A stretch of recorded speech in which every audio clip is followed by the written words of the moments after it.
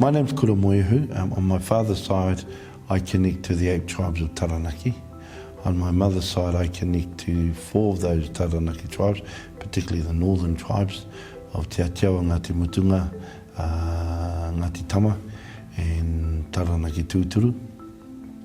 But also on my mother's side, I was raised in a small community, born in Wainuiomata, raised under our mountain Pukeatua, and my mum was brought up on her papakainga, which is more commonly known as Waiwhetu Marae. My connection with Tahu goes way back a very, very long time, from when I was a very young boy. And it wasn't until years later, after I left college, that I reconnected with him. I suppose he became my mentor, and so had a long relationship with him right up until his passing in 2008. He was fluent in Te Reo Māori. In fact, that was his native tongue. Eventually, he started to play a number of significant roles in Wellington as cultural advisors to both the mayors, or in fact a number of mayors, government departments, and then eventually progressed through a number of departments, and often highly sought for his knowledge of mātauranga Māori, karakia, whai kōrero.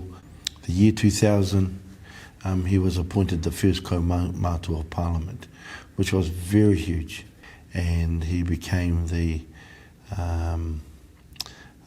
cultural advisor directly to the Speaker and to the Prime Minister as well. So he held and then eventually to the Governor-General. I think discussions started to happen around about 2006 about the concept of an acknowledgement to those fallen warriors, in fact to the soldiers that were never acknowledged in their return from Vietnam War and the like. Te Tira Ahu, Te Tira is another word for rōpū, or a group that travels. And Ahu is mound, so, o Te Ika Whiro. So, the Te Tira Ahu o Te Ika Whiro.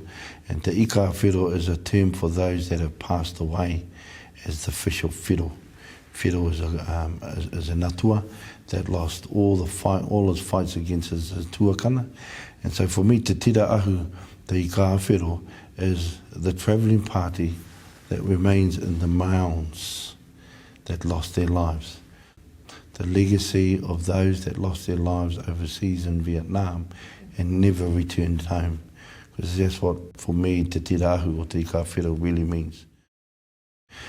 So I think the legacy is the ability for them to tell their story.